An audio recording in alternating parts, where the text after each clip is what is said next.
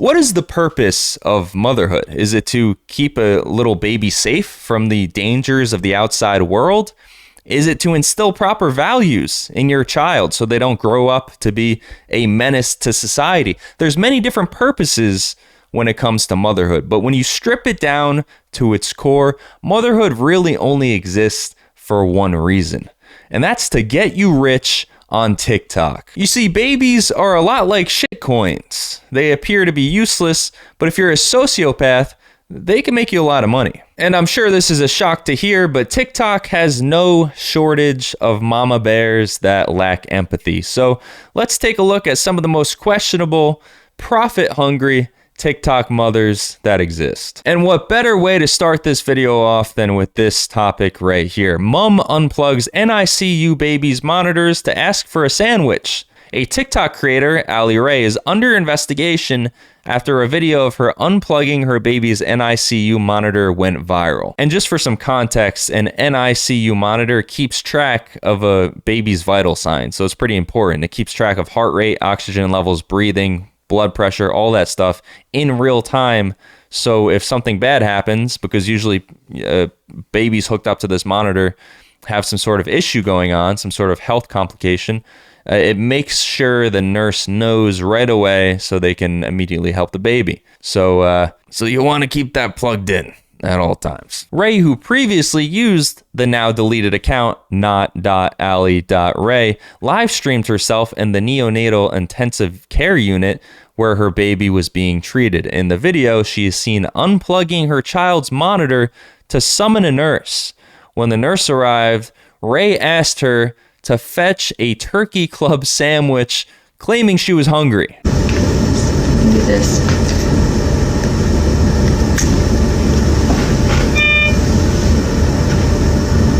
No, you're fine. It's not an emergency. Oh. I just was gonna see if you could bring me a turkey sandwich. So she's basically using her baby's life as bait to get a sandwich. That's the equivalent to me calling 911 right now. Somebody's fucking stabbing me.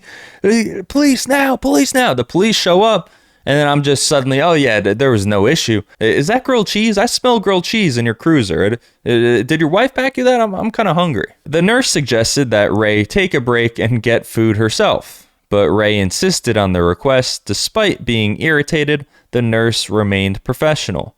The situation sparked further outrage when Ray repeated the action of unplugging the monitor, this time asking for drinks. We'll do it right now. I'm all tangled up, girl. I'm really tangled.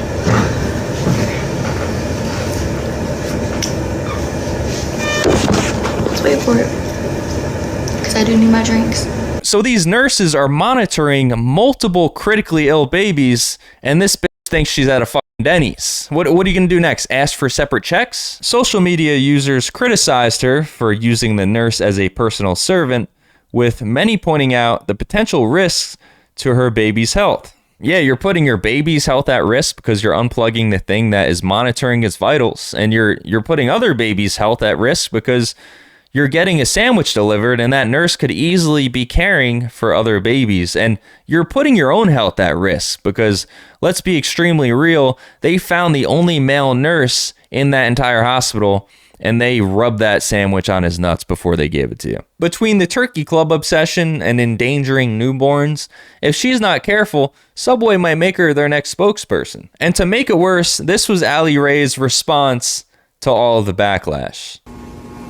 500,000 views. All it's gonna do is bring more traction to my page and more money in my pocket, so. More money in my pocket. So her baby is already a cash cow, and it hasn't even made it out of the hospital. That's a good businesswoman. Ray, under the name Alexandra Lindsay Hill, had previously been arrested for theft in Galveston County, Texas. So clearly not her first morally fucked up decision. And that brings us to Kathleen Sorensen. Kathleen Sorensen, a mother of two and social media influencer, was found guilty of knowingly filing a false police report. She had accused a California couple of trying to kidnap her children in a store. In December 2020, Kathleen Sorensen, then 31, filed a report with the Petaluma Police Department claiming a couple, Sadie and Eddie Martinez, tried to kidnap her children in a store parking lot. She also posted a video on Instagram detailing the alleged incident and repeating her account on a local news program. In the video, which later went viral with over 4 million views, Sorensen declared that her children were targets of an attempted kidnap, urging parents to remain alert. The accused couple, Sadie and Eddie Martinez, came forward to deny her story, and after reviewing their statements and store security footage, prosecutors determined that Sorensen's kidnapping claim was false. Although she eventually admitted there was no kidnapping attempt, her attorney maintained that she did not lie to police on purpose. So she lied by accident. If that's your defense, you're fucked. Her viral video of her making these accusations pretty much has been scrubbed from the internet, but here's the best version of it I could find. On Monday of this week, my children were the targets of attempted kidnap.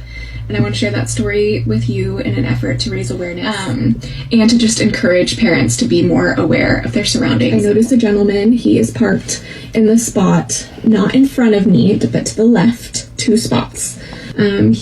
It's already creepy, the details. She's like, 2 spot, like in front of her to the left 2 spots. She's psychotic for making that up. He gets out of his car and starts walking towards looks for a while, and then just turns around and gets back in his car. And I was like, oh, that was weird. Maybe he thought he recognized me or something. I don't know. So I get the kids in the stroller and we go into the store, and they come in and they walk kind of close behind me. I definitely felt the heebie-jeebies. I didn't feel good, but I thought I was judging a book by its cover. They were not like kind. That sounds bad, but they weren't. They weren't white, is what she's trying not to say. And she's trying to beat around the bush a little bit. Clean-cut individuals. But then I hear them talk. Oh, clean cut, yes. Clean cut. Mm-hmm. And they are describing in detail the characteristics of my children. They're saying blonde hair, blue eyes. The gentleman said to whomever he was talking to on the phone or whatever, sorry, the boy will be easier because he's not wearing a mask, so the mom must not really care about him that much. Making this whole thing up. Just keep that in mind. Crocodile tears. Feel someone walking right behind me, and I turn around, and sure enough, they are right behind me. They did not buy anything at the store and followed me out. They notice me, notice them, so they go like they're going to their car. And I start walking more quickly. I look up at my car, and there is a white van parked exactly right next to my car. I see the couple walking towards my car, and they walk around, not the full perimeter, but half of the car. They go back and forth around half of my car. And they're doing that thing again where they're not looking at me, so I can't make eye contact. And then as I go to, I decide I'm just going to throw Finley and the stroller. I don't even care about the stroller. I'm just going to throw Finley in the trunk. I'm going to jump in the trunk. We're going to close this car. We're getting out of here. And in that hair of a second, they had taken 2 steps forward towards the stroller, then 2 steps back, then 2 steps forward, then 2 steps back. It made no sense. Doing the fucking hokey pokey, allegedly. It was obvious what they were doing. In that last time, he reaches for the stroller, and by the absolute grace of God, someone is parked just a few spots away, just close enough to see what's going on. It's an old man. He must have been like 80 plus years old, kind of asking like, do you need help? And I just yell, excuse me, can you please help me? And with a beautiful stroke of luck, as if this whole story is completely made up, geriatric Superman was there to save the day. So after watching that, I'm confused, because does she have a screw loose, or did she, I mean, obviously she has a screw loose regardless, but like, did she make this up for fame, or in the moment did she actually believe this was happening? Because according to the article, the lawyer says that she lied about the whole thing, which means I guess she made this up for fame, which is that's shocking. Imagine going out to the grocery store and being collateral damage, being accused of kidnapping, very serious crime, because some woman wants to go viral on TikTok. It's a fucked up world we live in. But as messed up as accusing somebody of kidnapping is, many people believe that this next story is even worse. In December of 2021, a 28-year-old mother of two, Whitney Levitt, went viral on TikTok after posting a video where she danced next to her newborn son who was receiving supplemental oxygen. The clip, set to Kendrick Lamar's Love, sparked heavy backlash, with viewers accusing her of ignoring her infant's condition. And I'm sure some of you are aware of this story because this woman is famous, I believe. She's on some sort of like Utah Mormon wife show. But here's the video.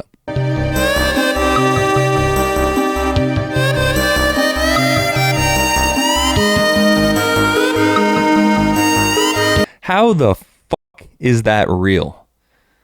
This is the most tone-deaf thing I think I've ever seen. I probably have to blur the baby out too, because he's just kind of staring into the camera, struggling as she's doing her choreographed dance next to him. Like, the dude's going through it while she's hitting those moves, so I'm probably gonna have to blur him out. The comments, though, are just incredible. It's sad about his breathing, but she ate. You know, maybe my mom wasn't so bad. This reminds me of that Rip Grandma video from that Twitch streamer years ago. BL Fire. I don't really know how to say his name. Shout out to you, baby. And I'm sorry that your grandma died. Rip Grandma! Rip Grandma! You're dead now! It's okay! Following immediate backlash, Levitt explained that her goal was simply to update followers about her son Liam's health. He had been diagnosed with RSV, a respiratory infection that requires extra oxygen. She said dancing was part of her usual TikTok style and that she never intended to appear careless. Still, she acknowledged that she hadn't offered enough context and decided to remove the video once hateful comments and threats began pouring in. One repost on Twitter alone garnered over 4 million views. I don't think the context was the issue here. I think it was more so the renegading while your newborn child is gasping for air. Levitt learned of the uproar during her second day in the hospital, saying she felt powerless against the wave of negativity. She emphasized that followers had asked for updates and that dancing had always been her trademark. Fortunately, Liam recovered well and no longer needed oxygen support. He's healthy, Levitt joked, adding that his only issue was keeping her up at night. I'm so sorry that your baby is keeping you up at night and you could no longer choreograph 6-second dance segments. It sounds terrible. There's also a whole niche of something called van life moms who are just in a league of their own, really. But the one I specifically want to talk about is Nadine. Nadine, a 34-year-old van life family vlogger from Germany, has been living in a van with her ex-husband Sacha, her current partner Alex, and 3 children for 6 years. They have chronicled their life on TikTok under wild.family.life, a page that has more than 21,000 followers. Trolls have questioned their living arrangement and its effects on the kids. I mean, can you blame them though? You're living in a van with your ex-husband and your boyfriend. Nadine has hit back against the haters in a video. She explains why having a healthy relationship with her ex is actually good for their kids. Okay, that's where we're getting mixed up though, because the issue is not that you have a healthy relationship with your ex. The issue is that you're living with your ex-husband and your boyfriend, so that driver's seat, it's doubling as a cuck chair. Sasha is the father of her 2 eldest, while Alex is the father of her youngest. But both help take care of all 3 children in their co-parenting format. We're all good friends, which turned out to be very good for all our 3 children. She captioned one of her TikTok videos. It's not impossible to come along and show our kids how good humans can work together if they want to. I think the worst part about this living arrangement in a van for these kids is that their mom uses natural deodorant. You ever smell someone who uses natural deodorant? That shit doesn't work. Imagine being stuck in a hot van with this woman and her 2 boyfriends who refuse to use deodorant that works. Sounds like a nightmare. Nadine homeschools her kids as they travel, and according to one of their videos, they are spending their summer in Spain. There were some people who supported the family's decisions.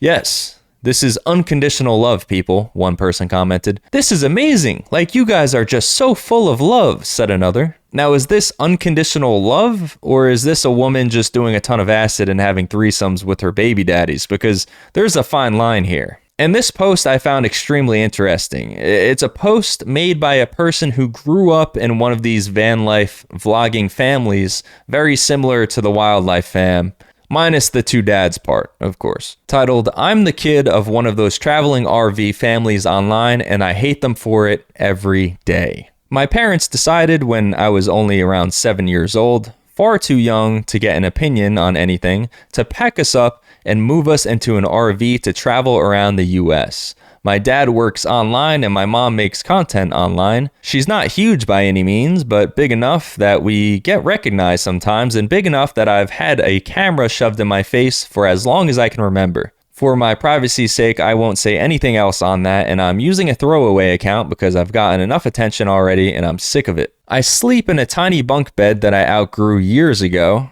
and the other bunk is the only space I have to put anything I own. I don't even have a room, just a curtain. And thank God I am an only child, or else I would have to share the small space I have already. I was homeschooled for most of my education and then switched to online school at my own insistence for high school. I'm an 18-year-old girl. I don't have a single friend in person because the longest I've ever stayed anywhere is a month. I don't have a job and no way to get one because of not being stationary unless I find one online, which also means I have no way to move out and get away from them." This is the reality, because the parents, they're profiting off of some quirky van lifestyle that they're trying to sell to people. You know, having people on the outside looking in, entertained by the spectacle of an entire family living out of a van traveling. But the kids, they're stuck. They couldn't leave if they wanted to. They have no friends. They can't take a shit in peace. They're showering out of Planet Fitnesses, probably traveling from trailer park to trailer park. There's nothing glamorous about this in reality. I've had conversations with them about all of this countless times, and they are so delusional and genuinely believe that a nomadic experience is the best way to live. So why would I ever need anything else? I hate them for treating me like some pet they can just drag along in their plans rather than their child. I hate traveling. I don't like heat. I hate dealing with bugs, and I'm sick of hiking. I can't wait for the day that I can finally figure out a way to get away from them with their morning hikes and cameras in my face. I've traveled around the US, yeah, but God forbid I want to have a normal life. Go to college, or maybe even make some friends. That's asking too much. On one hand, motherhood being monetizable is a wonderful thing. I think you should be paid for, considering it's widely considered the hardest job on earth. You know, why not make a few bucks? But it leads into this whole thing of, oh, gotta get views. And then it turns into basically every other social media job where you're pushing the line. And in this case, you're not the only one involved. This isn't like Logan Paul getting caught up in the forest because he's trying to make a better video every single time. No, you're involving your child in this. So your child is becoming basically a science experiment to see how you can push the boundaries and make as much money as possible. It's just unhealthy. You see a lot about child stars growing up, turning into crazy drug addict psychos because Hollywood messed them up, having the cameras in their face all the time, all the attention, it messed them up. You're going to start seeing crash outs from TikTok child stars. I guarantee it. They're just not old enough yet for you to really see this happening yet, but it's going to be a thing. Anyways, I just thought this topic was super interesting. Thank you guys so much for watching if you made it to the end, and maybe I'll see you next time.